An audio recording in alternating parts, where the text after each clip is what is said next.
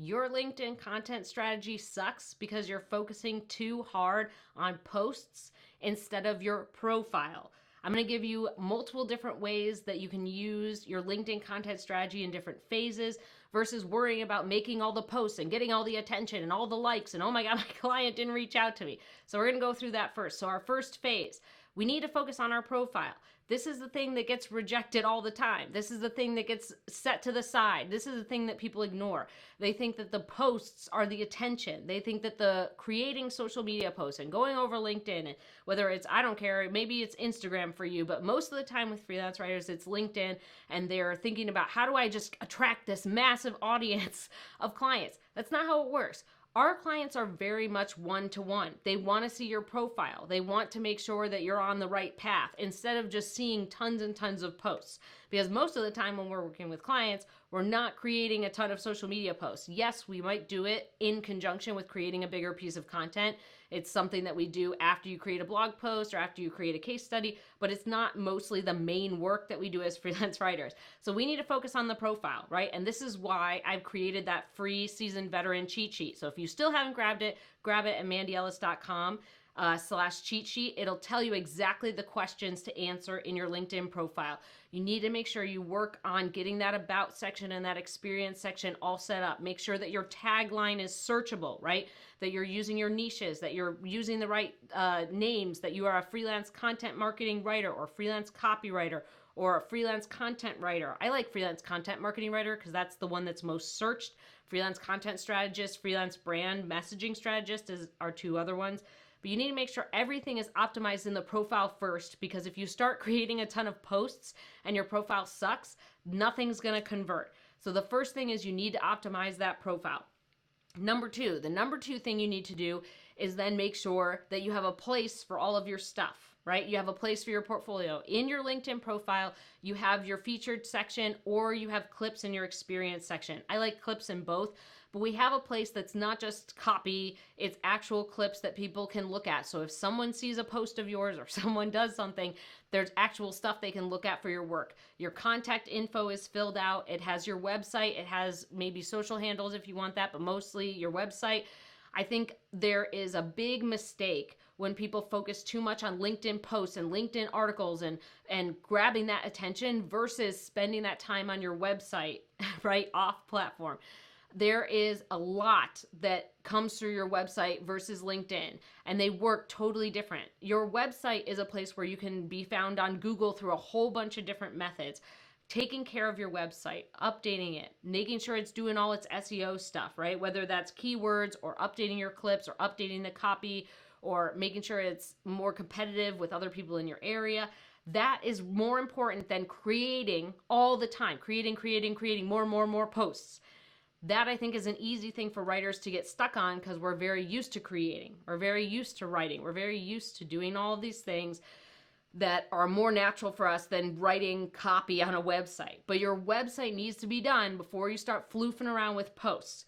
And I know sometimes I talk to writers where they just want to create a lot of posts because their underlying motivation is that someone will see it, which is true. They do get seen, but your LinkedIn feed operates very different than Instagram, very different than Facebook, very different than YouTube or TikTok or Twitter. So a lot of times people don't see your posts on LinkedIn.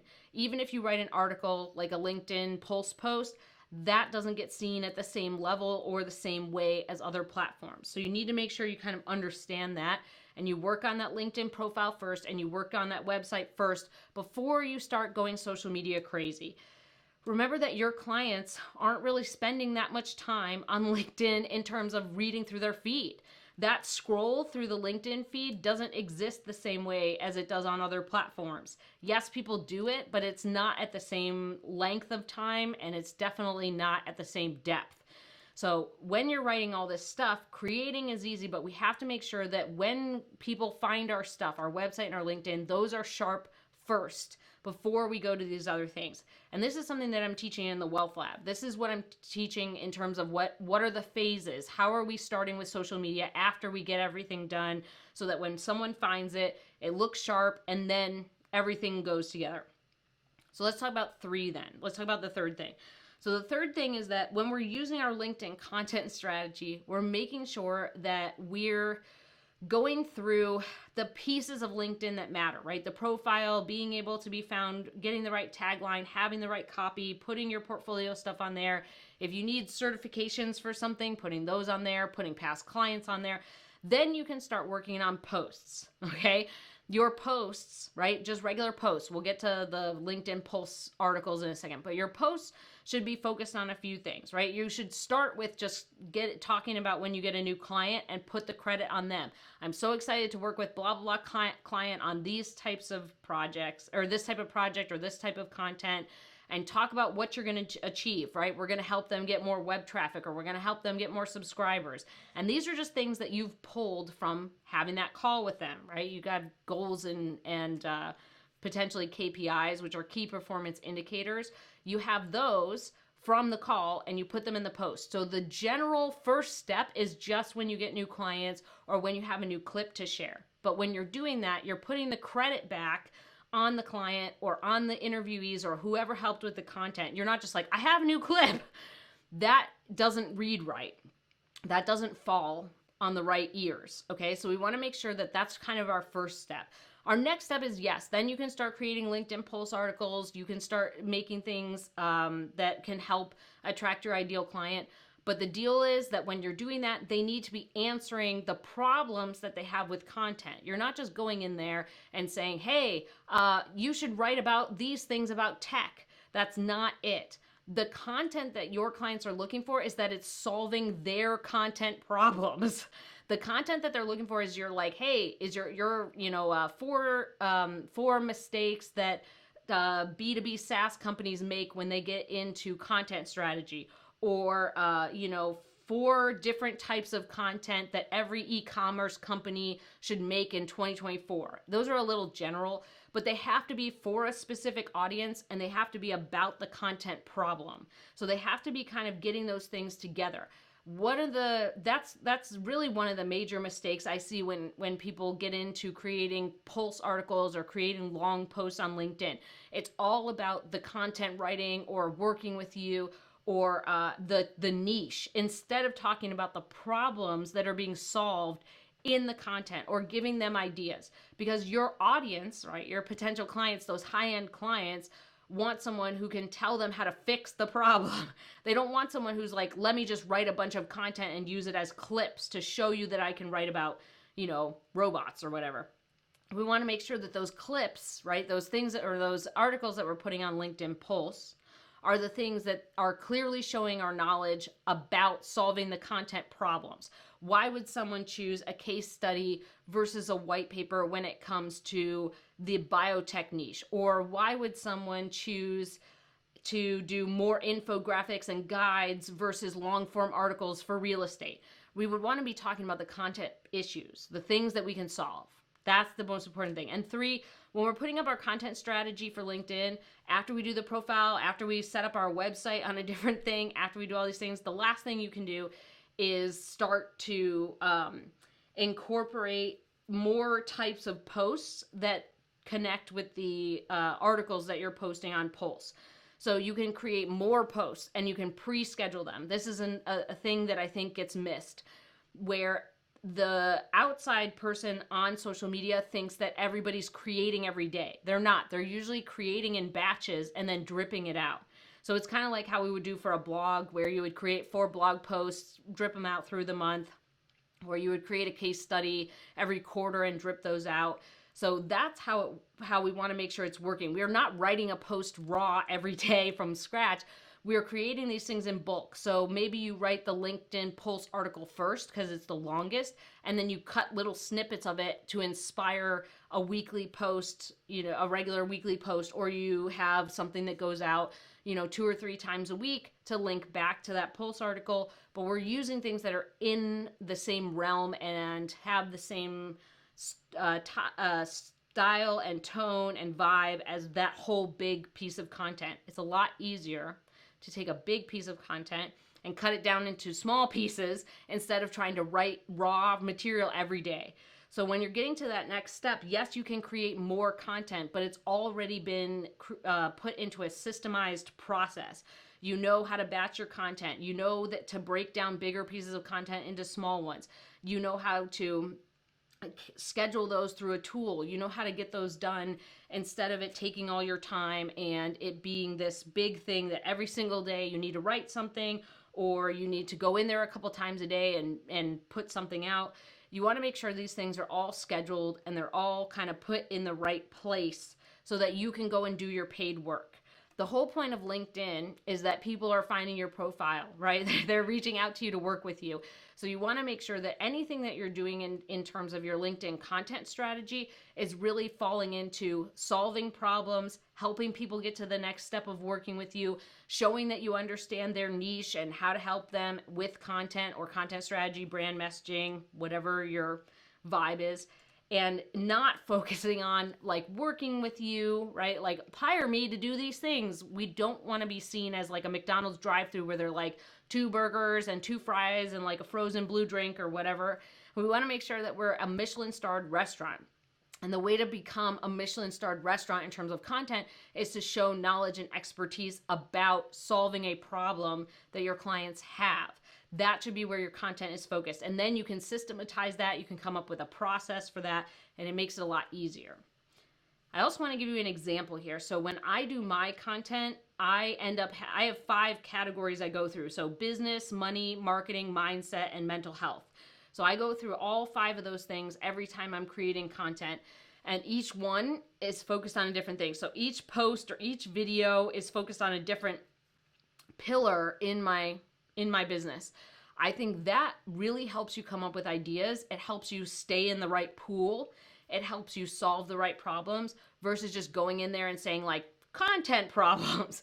I think it's better to create kind of a pillar or some kind of direction to fence you in a little bit so that when you create content in bulk, it kind of follows these things, these formats that are easier to create content. They focus on the things that your ideal clients have the most trouble with.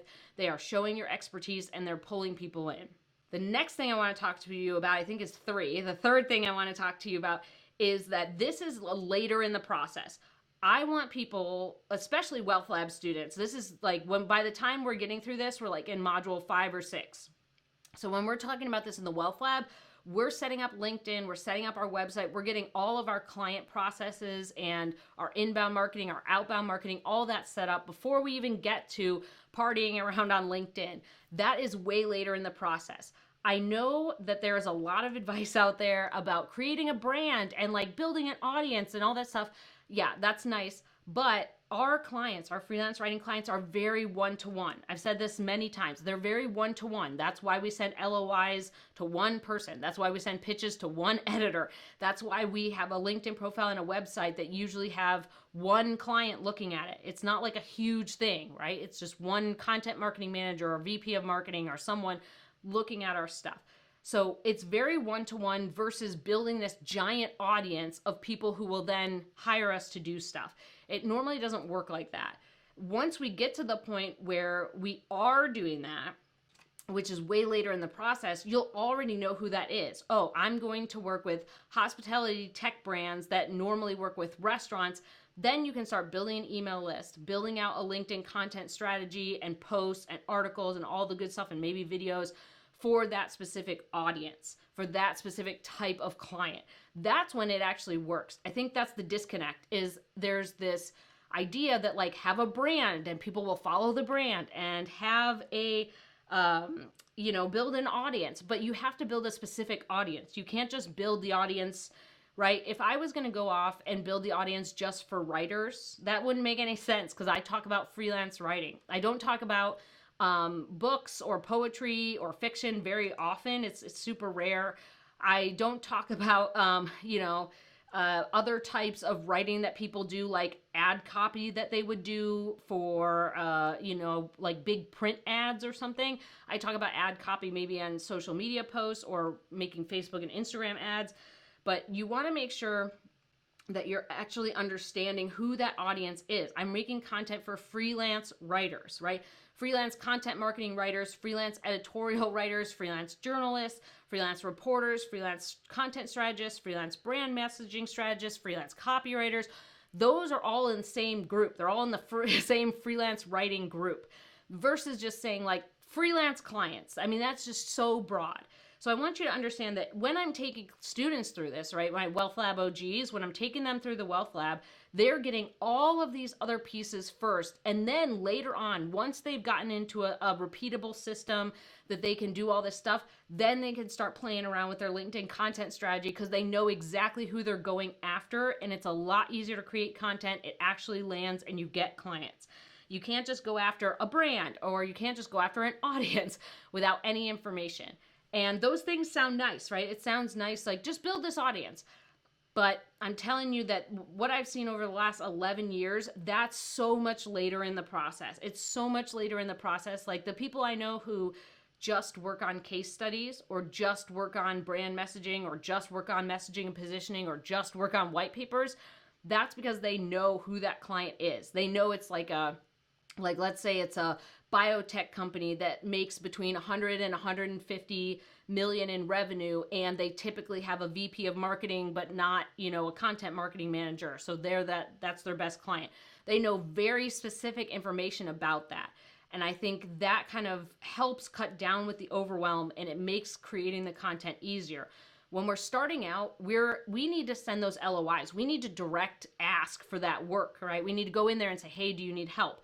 We need to send those pitches and those ideas to magazines to actually ask, like, hey, is this idea a fit? Versus trying to build this massive thing or try to build a brand, which takes many, many years. Like we need to fill the bowls with kibbles now. We can't just go off and build this audience. It's really hard sometimes to do that, especially when you don't have enough data or information about who your best clients are, right? There's plenty of times where people have built a business about freelance writing where their email list is like all over the place. And it's hard to get work because even if you have 5,000 people on your email list, they're all over the place. So it's really hard to write for them, or it's really hard to follow up with them in terms of people, writing you emails about your emails or your blog post that week or whatever. It's just so much content creation, and you need to get paid for your work. You need to get paid right now, right? So we can leave that for later. We can leave the LinkedIn content strategy once we get to the point of understanding who our ideal client is. Our LinkedIn, our website are actually converting and doing the thing they're supposed to do. We know how to send our LOIs and pitches. We have all of the fundamental building blocks put in place. Then we go to the next phase of freelance writing, which is then we can build out that LinkedIn content strategy that I told you about. And it has more steps that I go through in the Wealth Lab, but we can start building that piece out once we have all this extra information, and once we kind of understand how things are working in our own business, who are our best clients, and where do we actually want to go, right? The audience is a really key piece to everything kind of working out and everything making sense. So I hope that this has been helpful. I hope it's helped you see how the content strategy works, how LinkedIn works, how your clients are operating, how you would put your stuff in place, and how you can actually write your LinkedIn profile or do your marketing the right way. If you want a sweet little golden checklist for that, you can grab my free seasoned veteran cheat sheet. It's mandyellis.com/cheat sheet. It gives you the questions to answer in your LinkedIn profile and your website. It also gives you how to actually, the checklist for your marketing, how to onboard your clients, and then also how to do your client call, what questions to ask. So it's this nice little reference material so we can have everything in place and learn more. Then we can worry about all this extra stuff. I also hope this helped you cut down on overwhelm. We're not supposed to be everywhere all the time. We're supposed to be spending our time and effort on the things that move the needle the most, the things that move the needle the quickest, the things that move the needle in the right direction for our specific clients, the things that are tried and true and proven, versus trying to do all of the things at once. We actually have to, like I said, put kibbles in bowls. So we have to make sure we're making money. We have to make sure we're attracting the right clients. We have to make sure we're analyzing our business versus then adding social media onto the plate when that's not even really helping us convert our clients right now. So I hope that kind of helped. Next time we're going to be talking about our LinkedIn marketing a little bit more. We're going to talk about how LinkedIn works in our little ecosystem, how that makes sense with avoiding mistakes, how that makes sense with changing your business over time. And I'm excited to tell you about that. If you haven't grabbed my free seasoned veteran cheat sheet, grab it, mandyellis.com/cheat sheet, and hope you have a great rest of your day.